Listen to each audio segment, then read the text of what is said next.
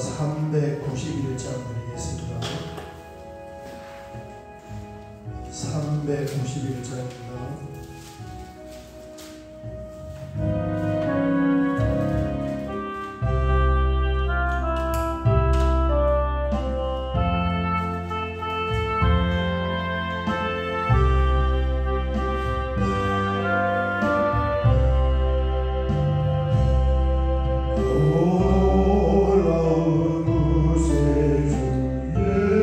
예수의 참 능력이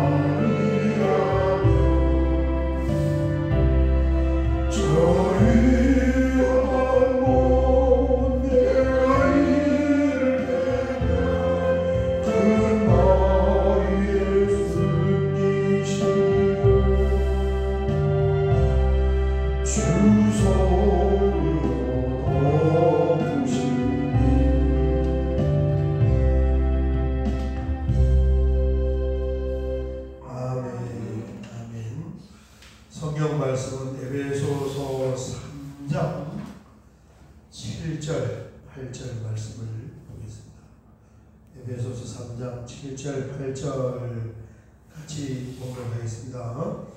이 복음을 위하여 그의 능력이 역사하심을 배우고 내게 주신 하나님의 은혜의 선물을 따라 내가 일꾼이 되었노라. 모든 성도 중에 지극히 작은 자보다 더 작은 나에게 이 은혜를 주신 것은 측량할 수 없는 그리스도의 풍성함을 이방인에게 전하게 하시고. 아멘. 아멘. 어제 새벽에 우리가 말씀을 나눈 것처럼 사도 바울이 하나님으로부터 은혜의 선물을 받은 것은 첫 번째, 하나님을 알고 주님을 아는 그 비밀한 계시를 받은 것. 그 다음에 두 번째는 그것을 전달해야 할 사명이 있다는 임무를 받은 것. 이 두 가지가 세트입니다. 그래서 7절 하반절에 보면 하나님의 은혜의 선물을 따라 이 선물을 받아서 내가 일꾼이 되었노라. 그렇습니다. 그 다음에 그리고 8절, 9절, 10절 세 가지를 말씀하는데 바울이 그러면 무슨 일을 하느냐? 바울에게 맡겨진 그 임무가 도대체 뭐냐? 사역이 뭐냐? 간단하게 말하면 복음을 전하는 거죠. 전도하는 것. 그런데 복음을 전한다, 전도한다 이렇게 표현을 하지 않고 그 안에 있는 그 내용의 의미를 세 가지로 나누어서 표현을 했습니다. 전도를 한다는 것은 이런 것입니다 하고 세 가지를 표현했는데 첫 번째가 뭐냐면 8절입니다. 모든 성도 중에 지극히 작은 자보다 더 작은 나에게 이 은혜를 주신 것은 측량할 수 없는 그리스도의 풍성함을 이방인에게 전하게 하시고. 아멘. 이게 복음의 내용이에요.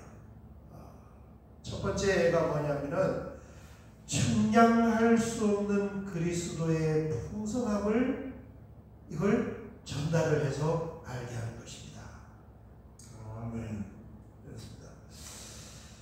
이 말씀을 하기에 8절 전반부에 보면 한 가지를 말씀하는데 바울 사도가 자신을 소개하기를 모든 성도 중에 지극히 작은 자보다 더 작은 나에게 이렇게 말씀하셨어요. 사도 중에 나는 가장 작은 자입니다. 모든 성도들 중에 지극히 작은 자보다 더 작은 자입니다. 이것은 뭘 말씀하고 있습니까? 바울 사도의 마음의 보좌 상태를 말씀하고 있는 거죠. 그렇죠? 천이 낮은 마음을 가지고 있는 거예요. 그러니까 그 낮은 마음에 뭐가 담기냐? 하나님의 은혜가 담기고 하나님의 능력으로 쓰임을 받는 것입니다. 우리가 이런 말씀을 잘 붙잡아야 돼요. 왜냐하면 참 틈만 나면은 우리 마음 보좌가 어떻게 됩니까? 스물스물해서 자꾸 높아져요.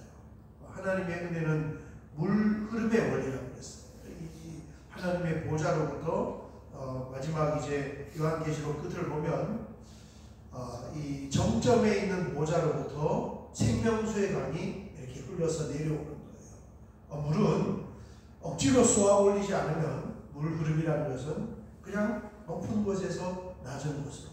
그래서 가장 높은 곳에 무엇이 있어야 되냐면은 하나님의 보좌가 있어야 되고, 거기에서부터 은혜의 생수의 강이 출발을 하는데 내 마음의 보좌가 하나님 보좌보다 더 높으면은 은혜가 마음에 담길 수가 없어요. 그 마음의 보좌를 누가 가지고 있었습니까? 하나님의 보좌 위에 내 자리를 펴리라 한 게 누구예요? 그게 사탄이야, 사탄. 은혜가 0.1도 담길 수가 없는 거예요. 그래서 우리는 한없이 낮은 곳에 우리의 마음의 보좌를 두면 폭포가, 그죠? 직선으로 떨어집니다. 그렇게 하나님의 성령의 생수의 강이 폭포수처럼 떨어지는 줄 믿습니다. 그 상태를 지금 가지고 있는 분이 사도 바울. 제가 이 말씀을 묵상하면서 이 바울의 이 심령의 영적인 상태는 도대체 어떻게 했을까? 왜냐하면은 자신이 우리가 전도한다 그러면은 그게 부담스럽단 말이에요. 전도한다고 그죠? 전도한다고 부담스러워요. 복음을 전한다 그러면 말은 하는데 앞이 캄캄하죠. 복음을 전한다. 입 떼지도 못해. 입은 떼는 거는 둘째치고 교회 앞에서 지나가는 사람에게 커피 나눠주라고 그러면 아니 그거는 쉽잖아. 무슨 뭐 예수 믿으라 하는 것도 아니고 차 한잔 마세요. 그것도 못 나누죠. 쭈삣쭈삣 하고 막 이럴 수 없고 막 아니 막 부담스러워서 미치려고. 그러는데 바울 사도가 전도한다고 하지 않고 측량할 수 없는 그리스도의 풍성함을 그 사람에게 전다. 이게 전도의 내용이야. 그 측량할 수 없는 그리스도의 풍성함이 뭐냐? 이게 이제 2장 3장 앞에 나와 있는 내용인데 죄의 죽음으로부터 그리스도와 함께 우리가 다시 살아났습니다. 아멘. 뭘 부활시켰습니까? 죄로 죽어있던 영을 부활시켰고 로마서 8장을 보면 마지막 때에는 너희 죽을 몸도 다시 살리시리라. 아멘. 부활체이시다. 그리스도와 함께 하늘 보좌에 우리를 앉혀주셨고 그리고 원수되었던 하나님과의 그 사이에 막혔던 땅을 헐어서 하나님과 화목하게 하셔서 그 하나님을 알 뿐만 아니라 아버지라고 부르면서 아버지께 나아가느니라. 아멘. 이게 에베소서 앞에서 말씀한 거잖아요. 그리고 이제 그리스도 안에서 한 새 사람을 심어서 새 인류를 만들어 주셨고 하나님 나라의 시민권을 획득하게 해주셨고 하나님의 양자를 되어서 하나님의 가족이 되었고 하나님의 영을 담고 있는 하나님의 성전이 되었다. 이게 마지막 유업으로 받을 하나님의 나라 새 예루살렘의 맛보기도 안 되는 거예요. 이 측량할 수 없는 거였어요. 그래서 이제 우리에게 필요한 것이 뭐냐면은 첫 번째는 말씀으로 그걸 알아야 되고 두 번째는 묵상과 다양한 것을 우리가 좀 체험을 하면서 누릴 수 있어요. 이 예수 믿는 사람이 맨날 삶에 사도 바울을 생각해 보면 바울이 어땠을까? 예수 믿는데 돈도 없고 피곤하고 힘들고 일도 안 풀리고 그러니까 이게 사람이요 이게 참 심령이 상태가 지대로 있는 거예요. 어디 가서 떳떳하게 어깨 한번 펴지 못하고 교회 가자 소리를 한 번 못하는 거예요. 왜? 내가 그러고 있으니까 예수 믿고 별로 재미가 없으니까. 그런데 바울은 측량할 수 없는 그리스도의 부요함, 어떤 성경은 부요함이라고 하거든요. 이걸 전달해줘. 그걸 좀 우리가 맛을 보고 좀 누릴 수 있어야지 그걸 전달해 줄 거 아닙니까? 그렇죠? 제가 이 말씀을 묵상을 하면서 어떤 장면이 생각나냐면 제가 신학교를 가기 위해서 이제 94년도에 준비를 하고 95년도에 3학년을 편입을 했어요. 94년도에 이제 우리 강원도 고향에서 집 근처에 기도원이 있어서 거기서 이제 금식하면서 기도하면서 하루에 2번씩 예배를 낮 정오 예배, 밤 자정 예배 드리면서 이제 신학교 갈 준비를 했어요. 그런데 어제 이제 그 생각이 나는 거예요. 그때 저기 대전에서 어떤 그 집사님이 연세가 좀 그렇게 많지 않은 것 같아요. 한 60, 70 뭐 안쪽인 그 집사님 한 분이 무슨 병이 있어가지고 이제 어떤 소개로 왔는지 모르지만 어쩌 대전에서 그 강원도까지 기도하러 오신 거예요. 집사님 교회. 그분이 이제 뭐 제가 가깝게 이렇게 뭐 여자 집사님 교제하지는 않았지만 몇 가지 이제 정보가 있는데 성경 구절을 엄청나게 많이 암송을 해요. 이렇게 뭐라 하면 뭐 말씀 구절이 툭툭툭툭 막 나와요. 그러면서 이제 그분이 뭐라 하냐면은 저한테 이제 제가 이렇게 청년으로 기도하고 있으니까 자기는 글씨를 못 읽는데 한글을 못 읽어요. 그래서 이제 어쨌든 교회에 가서 이렇게 말씀을 듣다 보니까 성경 말씀이 너무너무 좋고 은혜스러운 구절이 많은데 이걸 읽지를 못하는 게 까막눈이에요. 그리고 하나님께 기도했대요. 하나님, 나는 글을 읽을 수가 없으니까 말씀이 너무 좋은데도 읽지를 못합니다. 그러니까 외울 수 있는 은혜를 주세요. 그걸 이제 기도하면서 너무 좋으니까 사모하면서 기도하면서 이제 들은 성경 구절들을 암송을 하고 있는 거예요. 못 읽으니까. 이제 그런 분이었는데 일반 교회 교인이에요. 일반 교회. 이게 그 당시만 해도 이제 94년도 뭐 이때만 해도 우리나라에 기도원이 이렇게 살아있을 때요. 이게 보통 기도원에 와서 기도하는 분은 문제가 있거나 또 일반 교인들도 오지만 대부분 막 기도 아주 열심히 하는 기도원사 하는 그런 분들이 보통 기도원에 밤 12시에 기도원 와서 기도하는 분들은 보통 분이 아니다. 진짜 기도 능력자들인 거예요. 그런 분들이 와서 기도하는데 이분은 이제 일반 교회 출신이니까 그렇게 세게 기도를 못해. 주여 하면 몇 마디 하고 그냥 또 일어나가지고 가고. 우리 이제 그냥 일반 교회 교인들 이야기하면 돼. 기도원 기도하고 교회 기도하고 그렇게 차이가 나요. 그런데 그렇게 다른 분들은 진짜 막 방언으로 뒤집어지도록 그냥 막 땀이 콩줄이 되도록 그렇게 기도하는데 이분은 자기 몸 안에 소병이 있어서 치료를 받으러 왔음에도 불구하고 그렇게 기도를 안 해. 대충 뭐 이렇게 기도하고 뭐 왔다 갔다 하고 밥 먹고 그냥 원장님한테 안수만 받으려고 하고 그러는 거예요. 왜 병이 안 나는 거죠. 뭐 그러면서 이렇게 이제 시간이 지나가요. 그런데 그러면서 이제 제가 그 하반기 내내 거기서 이제 신학교 이제 사월리대에서 편입해 올라올 때까지 거기서 기도했는데 어느 순간에 이제 참 놀라운 광경을 보게 된 거예요. 뭐냐면은 그분이 이제 그렇게 조금씩 기도도 못하고 그러고 있다가 그 기도가 조금 늘더라고요. 보니까. 그러더니 어느 순간 이렇게 기도 소리를 들어보니까 저쪽 밭고랑 이 산 밑에 거기서 기도하는데 어느 순간 들어보니까 기도가 틀려졌어. 빵을 하면서 막 붙잡고 막 그분 빵을 제가 지금 기억하고 가투 하면서 막 기도를 하는 거예요. 그러더니 그 안에 있는 속에 있는 병이 나아버렸어요. 아멘. 병이. 그래서 그냥 신앙생활 하는 거하고 교회에서 이제 우리 신앙생활 평생 신앙생활 또 기도원까지 와서도 기도하지 못하고 어슬렁 하는 거하고 어느 순간에 진짜 하나님의 은혜를 입어서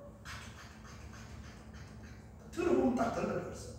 성령에 붙잡혀서 뭔 기도를 하는지 기도하더니 병이 나요. 이 기도와 신앙의 그분의 이 터닝 포인트 차원 자체가 싹 바뀌어요. 왜 이 말씀을 하냐면 예수를 믿어도 그냥 믿을 수가 있고 어슬렁 믿을 수가 있고 측량할 수 없는 그리스도의 풍성함을 맛을 보고 누리면서 믿을 수가 있어요. 아멘. 이게 바울 사도는 그거라.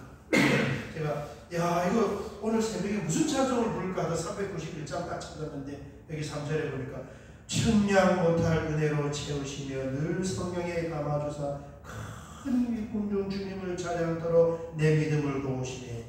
메마른 땅을 종일 걸어가도 나 피곤치. 이게 바울 사도가 지금 이 아라비아 다니면서 전도하는 그 현장인데 저 위험한 곳 내가 이럴 때면 큰 바위에 숨기시고 줄 손을 이거 에베소서로 작곡한 건가 작사한 건가 보니까 출애굽기 33장 출애굽기인데 이 말씀은 그래요.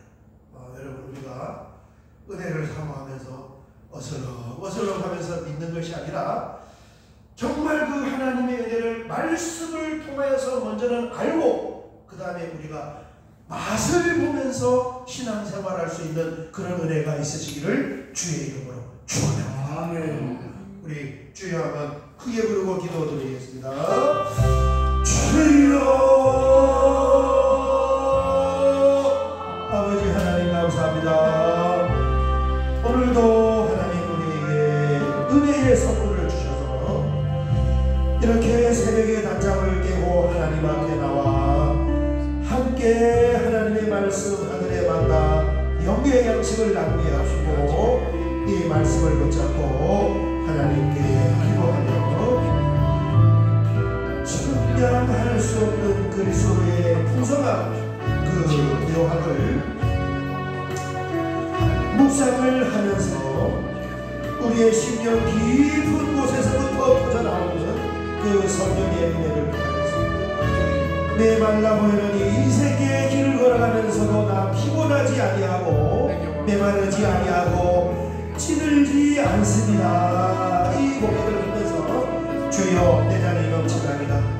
바울 사도의 그 영성을 더듬으면서 그렇게 하나님 나아가기를 원합니다. 아버지 하나님 감사합니다. 오늘도 주여 성령으로 하나님 교통하게 하시고